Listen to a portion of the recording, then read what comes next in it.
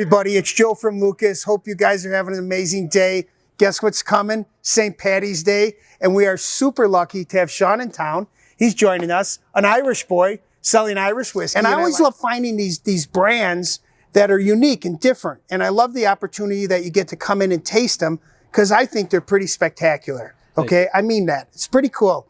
But so, because we're going to talk about Irish whiskey, we should start with gin because that makes logic. That's logical. So tell me a little bit, what's going on? Okay, you came in to tell me about whiskey and you brought me gin.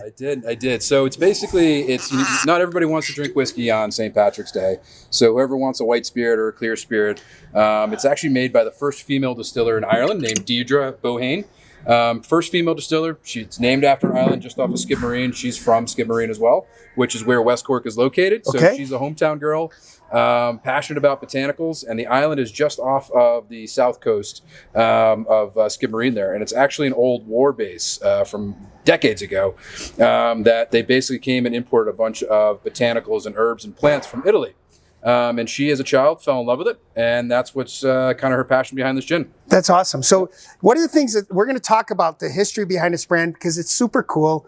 These are blue-collar fishermen, amazing story behind it all and how they built their company. But this is a video about liquor, so let's taste this gin. Let's see what's going on. By the way, it's a fantastic gin. So on the nose, it's a soft, delicate nose with no alcohol. And I think that's really important when we're talking gin or vodkas. I don't want to have that alcohol smell because I know it was brought right. So what do you pick up on the nose?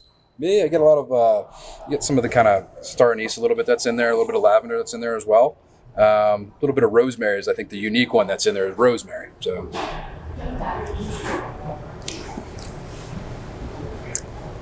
That's delicious. You know what I like about it? I think it make a nice gin and tonic. I think the botanicals will hold up, so it's not weak, but it's not overpowering. It's actually an extremely gentle gin. You certainly could drink it this way as well. I'm going to try it one more time just to make sure. You should.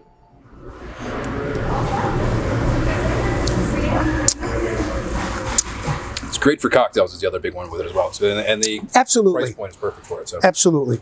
All right, let's go to the core line, right? Not that gin's not the core line. When we talk about it, I think one of the things to understand is everything's grained to glass. They also distill, which is really important because, you know, we want to know where it's coming from, who's doing it. Tell me a little bit about these guys. Yeah, so like I said, you kind of hit the nail on the head. It's blue-collar guys. There were two guys, Dennis and Jerry McCarthy, commercial fishermen out of Skibbereen. Irish commercial fishermen. Irish commercial fishermen. Okay, go ahead. So unfortunately, with the kind of Polish and Russian fishing fleets coming in and taking over the waters, the business was kind of going upside down. And so was kind of the whole area as a whole. And they didn't want their community to die off. So they wanted to find a way to, one, bring up their Irish pride. They wanted to find a way to help their community and grow it. And the biggest thing was shocker, they loved whiskey. So, but the problem was they had no clue what they were doing and how to make it. So they reached out to their childhood friend, John O'Connell, who's our now master distiller and master blender, who is a PhD food scientist person, is a background. Okay. They brought him in. He knew how to figure out the science of fermentation, distillation. And then they actually reached out and said, hey, look, we're not 100% experts. Let's get some people who know what they're doing. Let's also pick up some history books. And they went out to some experts and brought in some of the industry best on, doing the proper blending, how to do things the right way. But also going through, you'll see, we have our base tier of a blended Irish whiskey. We have tons of great single malts. We have kind of IPA and cask finishes as well, but also some unique things in our Garrett releases as well that are really getting back to authentic, real Irish whiskey and bringing Ireland to life in a nutshell. I love that. So here are the things. I'm going to have all the pricing put on the bottom because we have a lot of bottles out, and we'll go through them so you guys have an understanding. But where finishes are starting to happen, we'll get into some of the finishes, and we'll talk about those. But the core line is right here.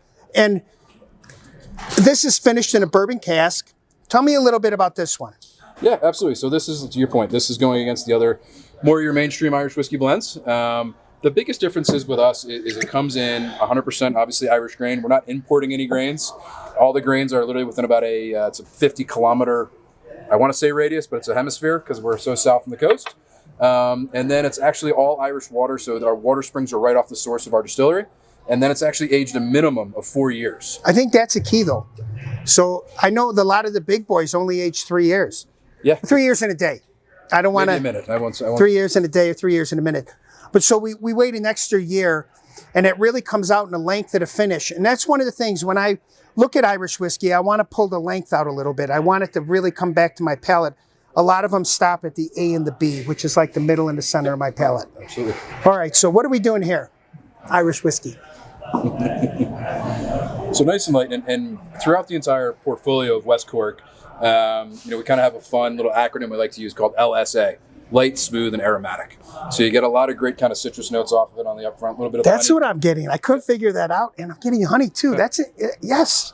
And then once you kind of bring it to your lips, you get that lovely kind of nice long, your traditional kind of Irish whiskey sweetness to it, but a bit bolder, and that's a bit more of the extra time in wood, the 4 years versus 3. And it's a blend of 4 to 8 year old whiskeys in there. So and what you pick up too, in addition to what the expert's saying, you get a little more mouthfeel on an Irish that you traditionally don't get. So it kind of bounces us between categories a little bit. When you start to think about the quality alcohol, super easy to drink, super delicious. This is outstanding. yeah, price points right there as well. So that's kind of the whole piece is value proposition across the portfolio. I love that. Okay, I want to get into some of the fun ones. Let's check out what we got here. Irish stout. I love stouts. Okay, can't go wrong in a stout. So tell me about this one. Sure. So I know your finishes, if I remember, and I might be wrong too. You also finish longer than the average. Yep. So we got an older whiskey, and we're finishing a little bit longer. Absolutely. So once we get into these West Cork kind of stout cask finish, so we have a stout and an IPA. Most folks are kind of doing a 30 to 60 day finish, and that's kind of across the category. 90 days is kind of considered a long time. These are actually done in stout and IPA casks from a brewery, again, keeping tried and true of local in Ireland. Awesome. It's called the I love Kinsale that. Brewery, just down the street from our distillery in Skibbereen. And basically what we're doing is it's our normal kind of blended Irish whiskey, and we go ahead and finish it for 6 months, at least, at a minimum. So you got 48 whiskey to start, and a minimum of 6 months finished in a stout barrel. Yep. In this particular one. Yep. All right, let's see if I pick that stout up. I know it's weird the way I describe whiskey, right? We all do it different. Yeah. But on the nose, it tampered down a little bit, almost got darker. Yep, absolutely. Okay, And just a little darker. It's going to get a little creamier, as you would expect, too.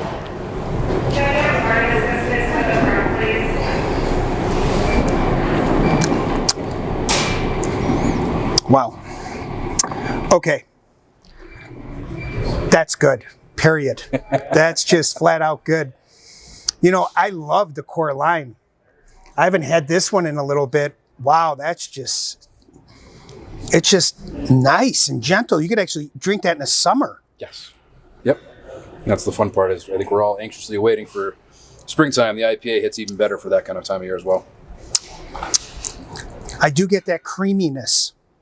I love to see the difference. It's so nice when we have the finishes next to each other and we could graduate through them and we could learn them and we could understand. Absolutely. All right, well, so there's an IPA right here. Yep. I still love the fact that you guys do this from scratch. You know what I mean? 100%. And we age it a little bit longer, so you took the time to create the brand, and that's pretty awesome. It's a real passion point for John O'Connell. Really is passionate about the liquid that he's putting out. Business is secondary, quality of product is priority. So I love that, and I love their fishermen. You know, what my favorite pastime is fishing. Of course it is. And the fun little part is you got little nods to the boys boating on our lake. Oh, and the boat's on the top too. Yeah. I just got back from fishing. Jealous. All right. And the IPA, what you're going to do is you're going to pick up a bit more kind of citrus and honey notes to it. So it's going to magnify those a little bit more. I get something else on the nose. Sometimes you get a little bit of iodine, a little bit there, but not a ton. Okay.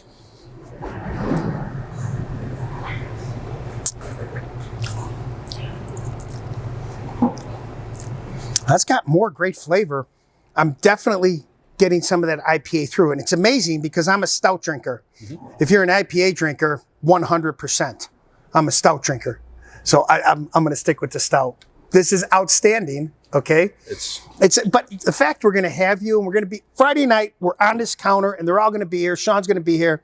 It's a no-brainer to come out and try them to find out which one that you like in this line, because it's an incredible line. It really is an incredible line.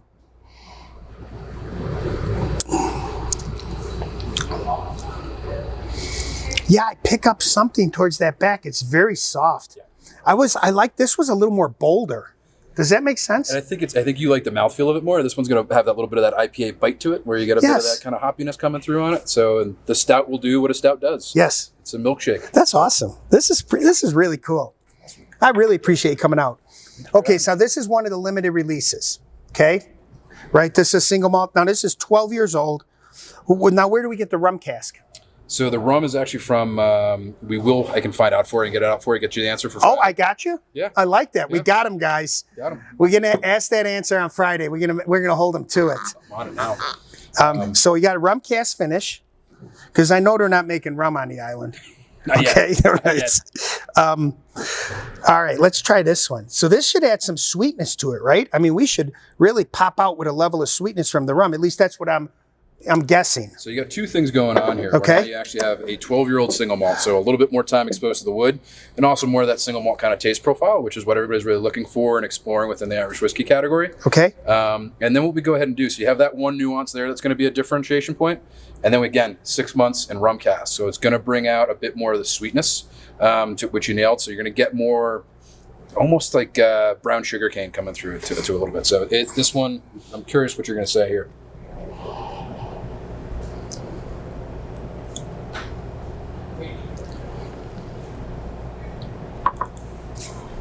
It's amazing how the nose changes on all of them. And it almost is confusing me. Mm-hmm. You know what I mean? Because I always struggle with who's an expert, who's not an expert. What you smelled and what you tasted is exactly what it was. And I'm just struggling as I go through the noses because they're distinctively different. Yeah, so here you have your blendeds. So Yep. these are all about 4 to 8 year old blends, and then the different finishes. Now we're jumping into single malts. Right? And then we're going to really mess you up on the next couple. So Excellent. So you're going to get your kind of traditional rum. You'll get the rum nose on it as well, for sure. Wow, that's beautiful. You cannot mix that one. I mean, I guess you do whatever you want. To each his own, right? I put that in a glass and sit down and enjoy it. And the price points across the portfolio as well are absolutely phenomenal. So I think these are right around 45 or 50 bucks.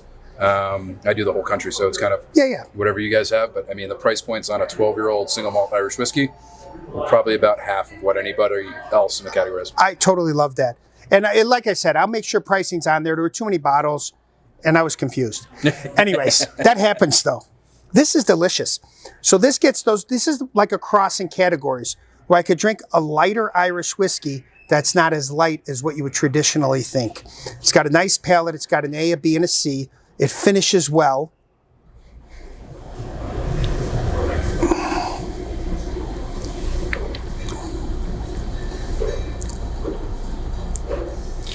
It's got beautiful lacing too, is what I like.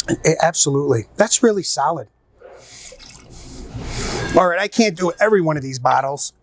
I won't make it to the end of the video. Oh, this is sherry cask. Yeah. So that one, again, you'll get even more sweet notes coming out of it. So to your point, we can't taste them all, right? So we had to go back to work at some point, right? Yes. The next one I do want you to taste, though, if you're okay with it. Yes. Would be the barrel proof. Oh, I love barrel proof stuff. So I'll let you take a look at that one. So one, have you ever heard of any other Irish whiskey barrel proofs? No. So we're probably the only one I know of as well. And I've been trying to find others. All right, now you piqued my interest. Okay. See, now guys, I love this. And for those of you that know me, you know I love high proof alcohol. It's 124 proof. So how old are we in this? Is this a 4 to 8? This is a 4 to 8 as well. Absolutely. So this is that, but a 4 to 8. What kind of barrel did we age this in? Bourbon barrel? Bourbon barrels, yep. Perfect. So, and basically, I always go with the simple kind of approach of, everybody's whiskey is someone else's piece of art, right? So, and what are the three main factors in whiskey profiles?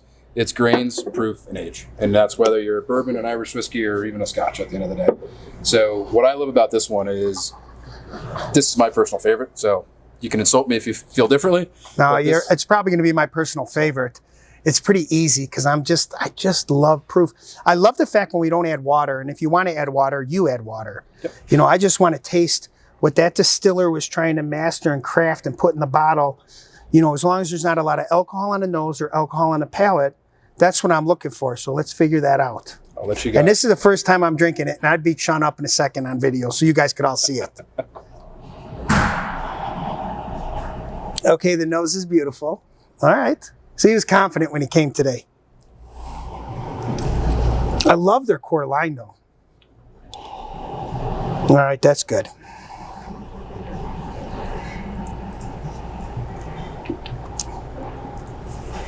Yeah, it's pretty simple. Yeah, don't skip this bottle. I'd make sure to come out Friday and have a sip of that one. That might be one of the best Irish whiskeys I've ever tasted.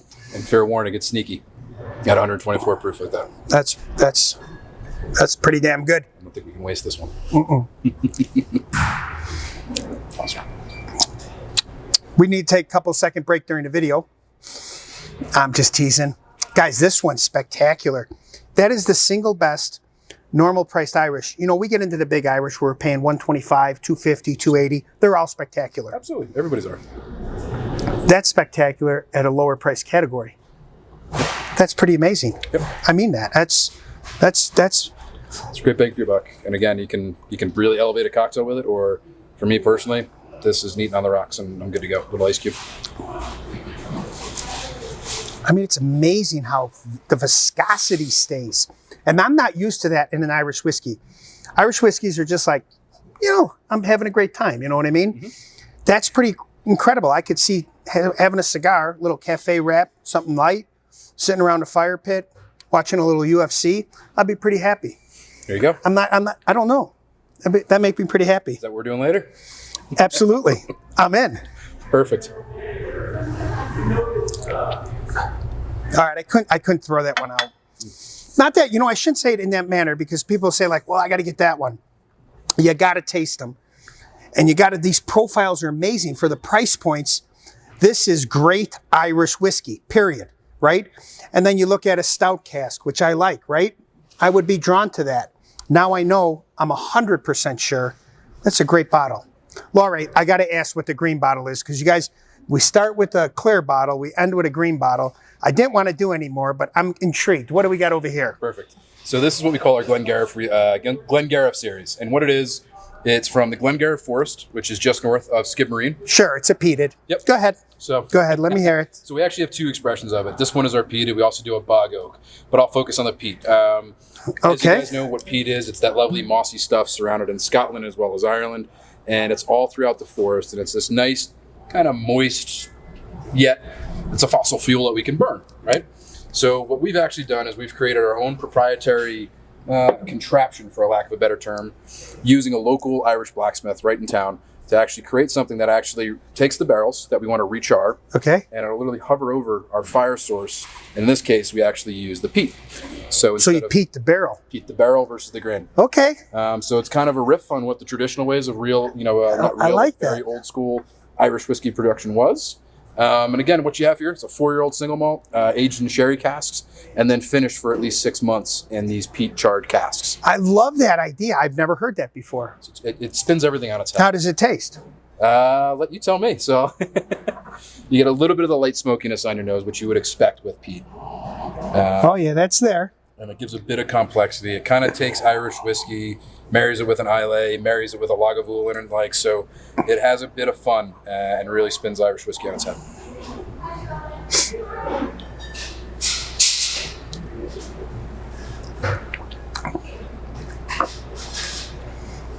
Oh, it's got a deeper smoke.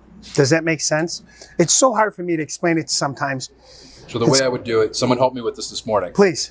It's not your peat smoke, it's like a barbecue smoke. It is. It's very deep. So if I put smoke on, when we get them light smoky drinks and we say they're smoky, this is smoke. I mean, it's all the way down there. But it's not heavy. That's